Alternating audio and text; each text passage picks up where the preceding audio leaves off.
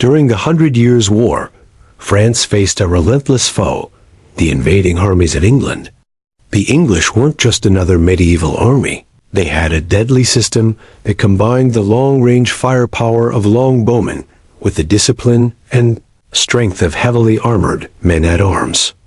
Time and again, even larger French armies struggled to overcome this combination. French commanders tried everything to break the English, and every failure came at a heavy cost. In this video, we're diving into 8 of the most pivotal battles from the early 100 Years' War. We'll break down how the English tactics actually worked, how the French tried and often failed to counter them, and how, over time, they eventually found ways to hold their ground against the invaders. The war kicked off in 1337, when Edward III of England claimed the French throne and crossed the Channel to press his claim. He knew he couldn't match France in a prolonged war. France was the economic and military powerhouse of Europe at the time. So instead of dragging out a war of attrition, Edward aimed for a decisive open-field battle, confident that his troops could beat the heavily armored French knights. This confidence wasn't random. England had learned important lessons during its wars with Scotland. After a disastrous cavalry charge at the Battle of Bannockburn in 1314, the English realized that knights on horseback weren't always the answer. They shifted tactics, combining dismounted men-at-arms with longbowmen, a formula that proved deadly at battles like Duplin Moor in 1332 and Halidon Hill in 1333. At Halidon Hill, the English held a formidable position atop a slope, forcing the Scots to attack across marshy ground, up the hill, and straight into a hail of arrows from the longbowmen. By the time the exhausted Scottish troops reached the English line, they were battered and disorganized. The dismounted men-at-arms held firm, blocking any further advance, while the archers picked off anyone who tried to break through. The battle was short but savage. When the Scots finally broke, the English men-at-arms remounted and pursued them relentlessly, wiping out the last pockets of resistance. By the time Edward's forces arrived in France, Philip VI had already heard the news of the Scots' defeats. He knew exactly how dangerous the English tactics could be. So even though Edward tried to force a confrontation, Philip avoided open battle. When the two kings faced off in 1339, Edward took up another strong defensive position on a hill between the villages of La Chapelle and La Flamenerie. He reinforced the front line with ditches and field fortifications, while the dismounted men-at-arms formed 3 solid blocks, each flanked by longbowmen. This setup highlights how picking the right defensive ground was critical to English success at La Flamenerie. However, the hill itself proved so imposing that it acted as a deterrent. When Philip's scouts observed the English deployment, he decided not to attack. Instead, he fortified his own position behind abatis barriers made of sharpened tree trunks and branches. Many of his knights saw this as cowardly, but Philip's caution avoided what could have been a disastrous defeat right at the start of the war. By playing it safe, Philip ensured that the first major field battle of the 100 Years' War wouldn't be a clash between kings, but instead a conflict between their deputies in the Breton succession crisis between 1341 and 1345. The war between England and France took a back seat due to a series of truces. During this break, attention shifted to the War of the Breton Succession, which became a sort of proxy conflict. 2 contenders vied to succeed John III, the recently deceased Duke of Brittany, John of Montfort, John's half-brother, and Charles of Blois, the husband of John's niece and Philip VI's nephew. Unsurprisingly, Philip VI backed Charles, while Edward III threw his support behind John of Montfort. To help his candidate, Edward sent William de Bohun, Earl of Northampton, to Brittany. In the summer of 1342, he landed at Brest, lifted the siege of the city, and moved to capture the fortress of Morlaix. Charles of Blois, initially in retreat, quickly realized he had more than twice the strength of the English force and gave chase. When the Earl of Northampton learned the Franco-Breton army was approaching, he abandoned the siege and chose a defensive position on the edge of a grove. His force of nearly 5,000 men fortified the area with traps cleverly hidden under hay and brush, turning the terrain into a deadly maze for the attackers. The exact details of the battle are hazy, but chroniclers agree the English men-at-arms held the line under relentless pressure. Blois' knights likely attacked the flanks first, only to be cut down by English archers. The French then pressed the center, where hidden traps slowed and injured many. Eventually, they clashed with the main English line in fierce hand-to-hand combat. After hours of brutal fighting, the English emerged victorious. The Battle of Morlaix highlighted two key lessons. First, the choice and preparation of defensive terrain could make or break a battle. Second, the men-at-arms were the backbone of the English army. Arrows alone weren't enough. Even after a hailstorm of English longbow fire, the enemy almost always reached the front line. It was the disciplined men-at-arms who held the line, shielded the archers, and finished the attackers. English tactics relied on a carefully balanced partnership. The archers weakened and thinned the enemy, while the men-at-arms stopped the assault and delivered the final blow. Without that human wall, the lightly armored archers would have been sitting ducks. Together, they created a formidable, almost unstoppable fighting machine.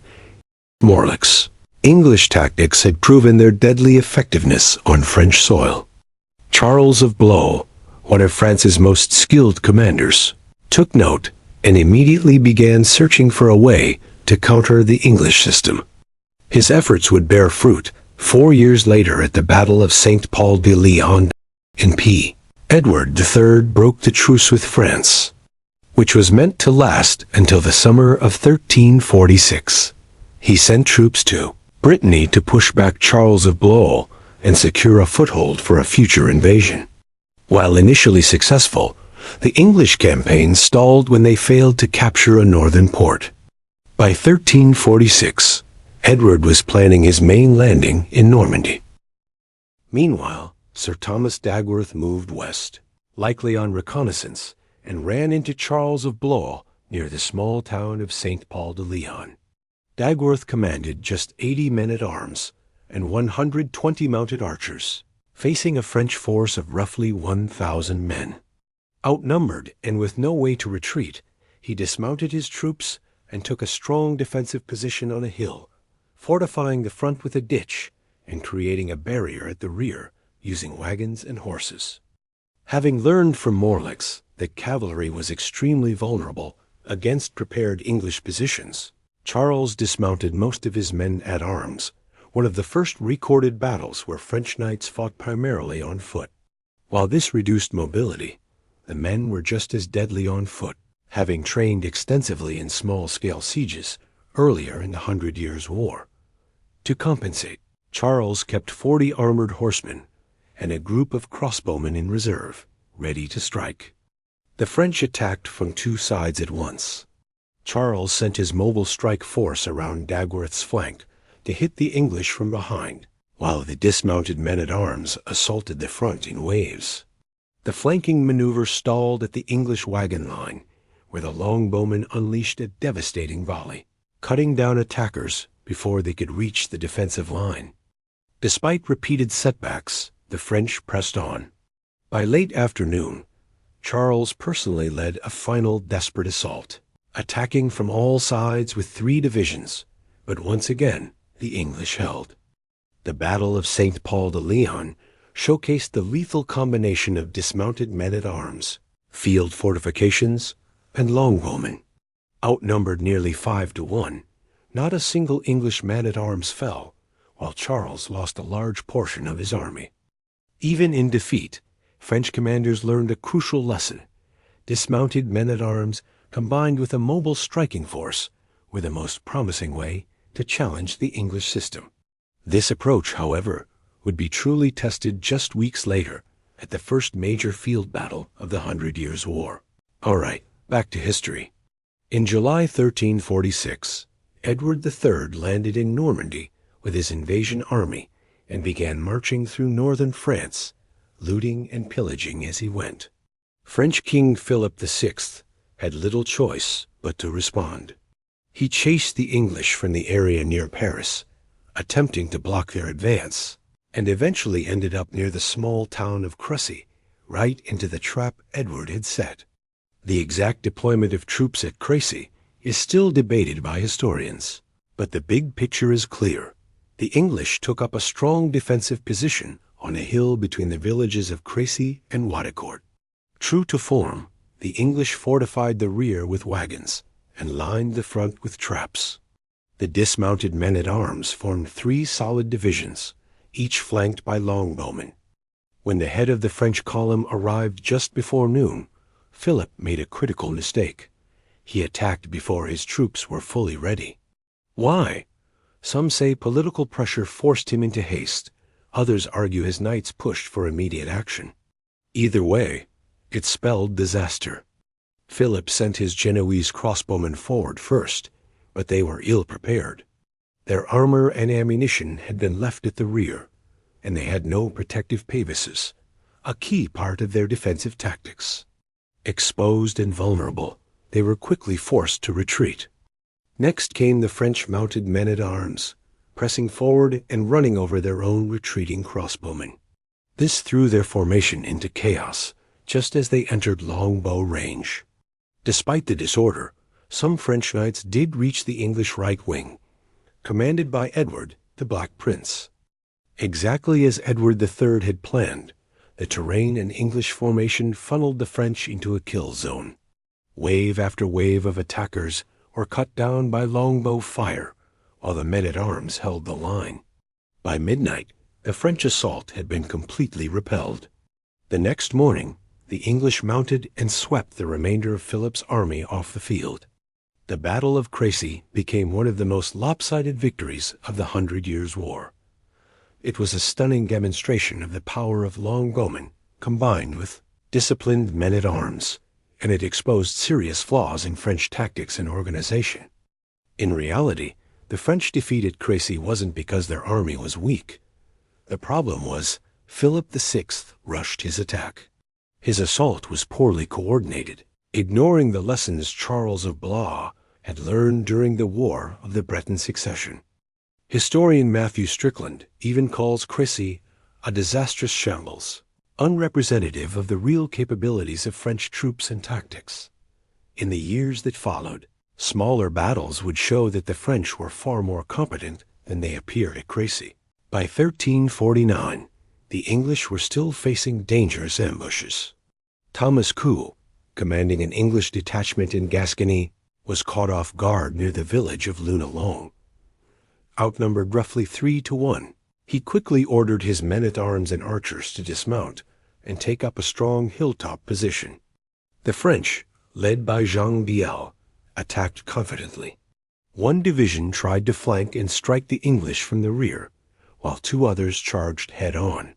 The flanking troops managed to seize some horses and baggage, but the frontal assault ran straight into a storm of arrows and the solid line of dismounted men-at-arms. Horses that made it past the arrows were impaled on spears, and by nightfall, 300 French soldiers lay dead.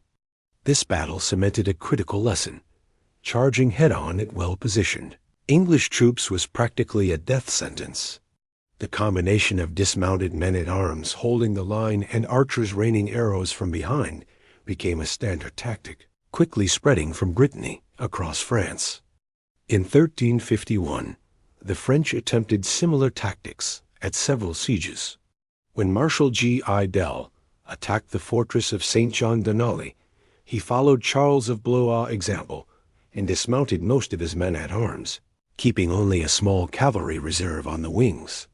His plan was to strike both frontally and from the flanks, but it failed when French reinforcements arrived unexpectedly, forcing him to retreat. 2 weeks later, on June 6, 1351, Edward I de Bourg led a raid near Ardres in northern France. The English fell back to a bend in the river, setting up defensive ditches. The French once again used dismounted men-at-arms combined with mounted shock troops to attack. Although Edward de Bourcq was killed at the start, the French assault only succeeded after the English archers ran out of arrows, allowing cavalry to strike from behind. While the Battle of Ardres wasn't a full validation of the new French tactic, it was likely the lack of arrow supplies that decided the outcome. It did demonstrate that the method of dismounted men-at-arms had spread throughout France. The potential of this approach would become even clearer the following year, at the Battle of 1352, showing that the French were gradually adapting to the deadly English system. This time, Marshal Gettle faced an Anglo-Breton force commanded by Sir Walter Bentley. Bentley had taken up a strong position on a gentle rise between some hedges and bushes. Following standard English practice, about 1,500 men-at-arms formed the center, while roughly 800 longbowmen held the wings. The French launched a combined attack, hitting both the center and the flanks. Initially, their assault seemed unstoppable. French armored horsemen smashed into the unprotected side of the English right wing, causing it to collapse almost immediately and leaving the center exposed. At the same time, French men-at-arms pushed through the bushes in front of the English line, pressing forward and pinning the defenders against the hedge. Victory looked within reach until the French center unexpectedly wavered. Part of the formation on the right suddenly fell back, giving the English archers a chance to advance and strike at the exposed flank. The French came closer to defeating an English formation than at any other point in the war, but this sudden retreat turned what could have been a victory into a missed opportunity. Even so, this near success was invaluable for French military planning, helping shape tactics for the next major engagement. At the Battle of Poitiers, the French would deploy dismounted men-at-arms, combined with fast-moving shock cavalry on a large scale for the first time. Fast forward to 1356, when the Black Prince, Edward of Woodstock, led a Chivalry north, from Gascony into Poitou. King John II of France pursued him, setting the stage for a confrontation south of Poitiers. Edward carefully selected his battlefield, a gentle slope with hedges in front, the Forest of Noah behind, and the Monson River to the left. On the right, he erected a barricade of wagons and brushwood. He arranged his troops in 3 divisions, with longbowmen on the wings and in front, digging trenches and building field fortifications to strengthen the position. Behind the main line, a mounted reserve stood ready to exploit breakthroughs or launch a counterattack. On September 18th, as the armies faced each other, King John II planned his attack meticulously. Determined to avoid repeating the mistakes of Crécy, he divided his forces 10,000 men-at-arms, 2,000 infantry, and 2,000 crossbowmen into 3 divisions. Each division had a corps of foot soldiers flanked by crossbowmen, and aside from a small detachment of 300 to 500 shock cavalry, all men-at-arms fought on foot. The morning of September 19th arrived, and Edward readied his forces. But then, unexpectedly, he ordered his left wing to pull back across the hedges, setting in motion the deadly sequence of maneuvers that would define the battle. The French were cautious at first, fearing the English retreat might be a trap designed to lure them into attacking a nearly impregnable position. Still, they decided to press the assault. One group of French cavalry swung around the right, aiming to hit the side of the exposed English center, while another tried to break through the bush and strike the English right wing. But as the first group reached the hatch, English archers opened fire with devastating accuracy. Arrows rained down, taking out horses and scattering the riders. Meanwhile, the second French force nearly reached the left flank of the English center, but just as they charged, the English left wing returned from the ford, launching a counterattack and catching the attackers in a deadly pincer. Trapped between 2 fronts and under constant fire, the French men-at-arms couldn't hold for long. The first mounted assault had failed, so the French infantry moved forward. But as they pushed through the hedges and field obstacles, English archers tore into them, causing heavy casualties. Still, the French made it to the English line, and a bloody hand-to-hand fight erupted. Despite the ferocity of the attack, the English held firm. After about 2 hours, the French were forced to fall back. So far, every attack by King John had been repelled. Yet most of his army, 2/3 of the troops, remained fresh, while the English were exhausted, many wounded, and their archers running low on arrows. Here, the French made another critical error.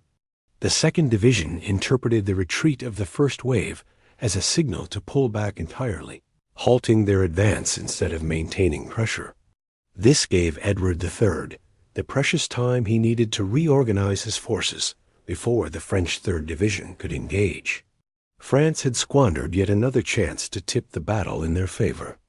When King John's 3rd Division moved forward, he sent his crossbowmen ahead.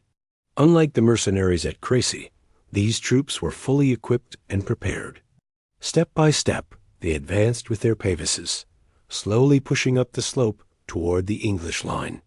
The English archers were running dangerously low on arrows, and many had drawn swords for close combat. But the Black Prince had a secret weapon. Around 60 men-at-arms, accompanied by a few dozen archers, had circled around the hill to the right.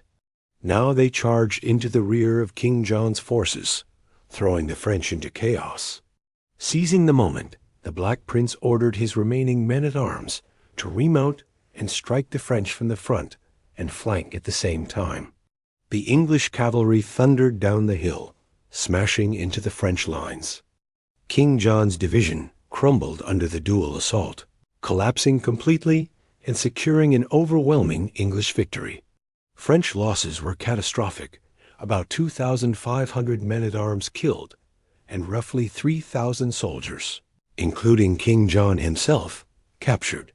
English casualties, in contrast, were minimal, with only 40 men-at-arms lost. The Battle of Poitiers proved yet again the power of the English system of longbowmen, field fortifications, and disciplined men-at-arms. But it also showed that even this method wasn't invincible. Careful planning and mistakes by the enemy could still create dangerous moments for the English. Even though a full third of the French army never actually engaged, the victory at Poitiers was far harder won than most English triumphs over the previous 2 decades. In earlier battles, the first volleys of arrows often decided the fight almost immediately, but at Poitiers, the outcome remained uncertain even after 100 volleys. When the first phase of the 100 Years' War ended with the Peace of Bretigny in 1360, the French still hadn't found a foolproof way to counter the English tactical system. That said, their adaptations, both on the battlefield and in equipment, made them far tougher opponents.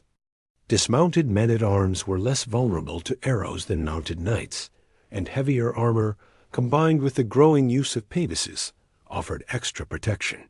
Meanwhile, mounted shock troops added a mobile element for flanking attacks.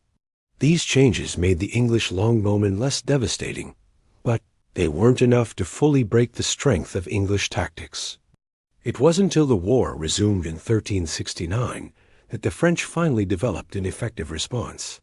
After Poitiers, Charles V took control of the government, while his father remained a prisoner of the English. He realized that direct confrontation was futile.